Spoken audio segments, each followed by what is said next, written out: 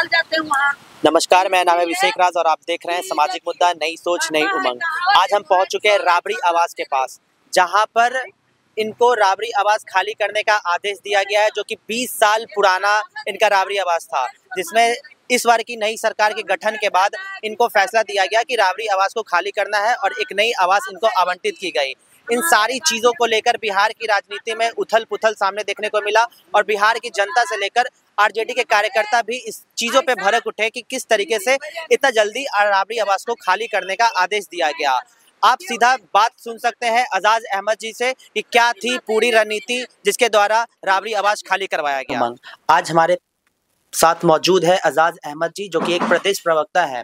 तो हम इनसे सीधे जानने की कोशिश करेंगे कि जो राबड़ी आवास को सर खाली करवाया जा रहा है, इन सब के पीछे की थोड़ी सी मुद्दाएं बता सकते हैं। देखिए, सबसे पहले तो एक बात जान लीजिए, श्रीमती राबड़ी देवी जी को जो आवास आवंटित किया गया 10 सर्कुलर रोड 2006 में पूर्व मुख्यमंत्री होने के बाद, और वो कारांकित है पूर्व मुख्यमंत्री के हैसियत से उनका आवास। लेकिन जिस तरह से पिछले 20 वर्षों से एनडीए की सरकार भी रही, लेकिन कभी भी इस तरह का मामला नहीं सामने आया। इस बार चूंकि तेजस्वी प्रसाद यादव ने जिस तरह से बिहार की जनता का विश्वास और समर्थन लेकर के भारतीय जनता पार्टी के बड़े से लेकर के छोटे नेताओं तक में जो बेचैनी देखी गई, और जो तेजस्वी जी के द्वारा जनता और जनता के बीच में जो बातें रखी गई, उसका जवाब इन लोगों के पास नहीं था।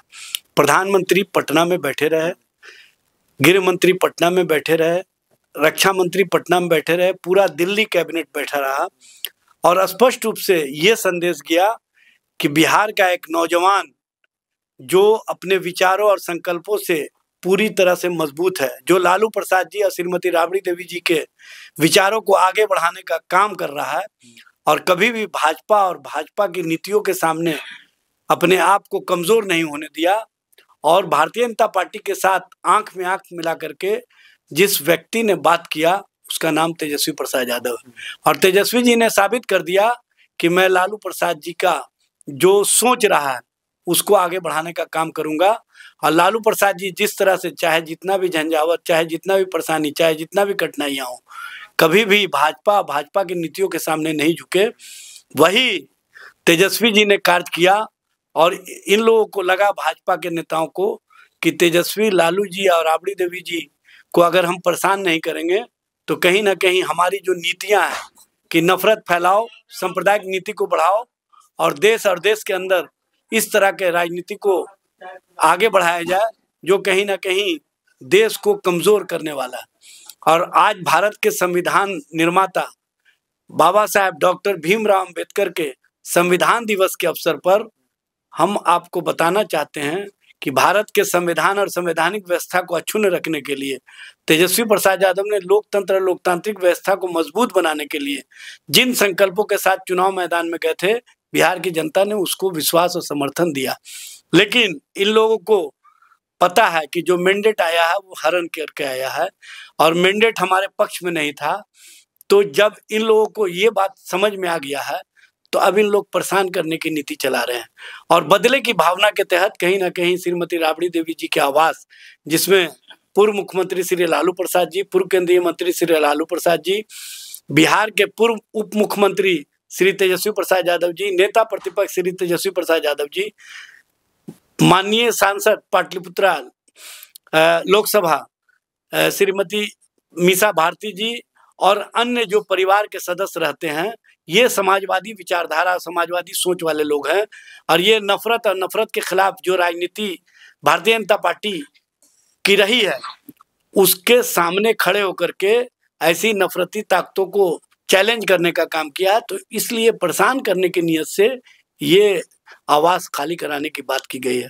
लेकिन आप आवास खाली कराने की बात करते हो, लेकिन बिहार की जनता के दिल में तो तेजस्वी पर विश्वास है, लालू जी पर विश्वास है, श्रीमती राबड़ी देवी जी पर विश्वास है। इस विश्वास को कहाँ समाप्त कर सकते हो? इसलिए जितना भी परेशानी और जितना भी कठिनाई हो, लालू जी ना झुके हैं ना झुकेंगे, तेजस्वी जी ना झुके हैं ना झुकेंगे, श्रीमती राबड़ी देवी जी ना झुकी हैं ना झुकेंगी।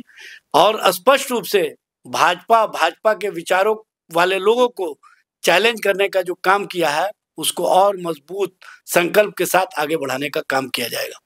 जैसा कि सर इस बार की चुनाव की रणनीति में देखा गया कि आप लोग का काफी लहर था, लग रहा था कि आरजेडी इस बार सरकार बना लेगी या कहीं ना कहीं टक्कर की मात देने वाली है, लेकिन ऐसा चुनाव की नीति आई, प्रमाण सामने आया कि कहां आपको 25 सीट पे ही लाके रख दिया और एनडीए का जो गठबंधन की सरकार थी वो 202 पे निपट देखिए, गई। चाहे जितना भी सीट आया हो, लेकिन हमारे साथ विचारों वाले लोग हैं, संकल्पों वाले लोग हैं, और इससे ये घबराते हैं।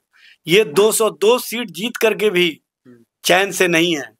और मैं आपको बता देता हूं कि ये चाहे जितना भी प्रयास कर ले, चाहे जितना भी कोशिश कर ले, इनका ये प्रयास सफल नहीं हो सकता है। और तेजस्वी जी नेता प्रतिपक्ष की हैसियत से बिहार विधानसभा के अंदर पूरी मजबूती के साथ, पूरे संकल्पों के साथ नौकरी, रोजगार, जो बिहार के विकास को आयाम देने और जो बिहार को मुद्दे के आधार पर जोड़ने का काम किया, उसको आगे बढ़ाने का काम करेंगे। चलिए, धन्यवाद। जैसे इनसे हमें बात करके अच्छा लगा। ये बताएं कि किस तरह से रणनीति थी एनडीए की कि इन लोग के विचारधारा पर नुकसान पहुंचाया गया। तब तक बने रहे हमारे साथ। धन्यवाद। अब हर पल की खबर आप तक।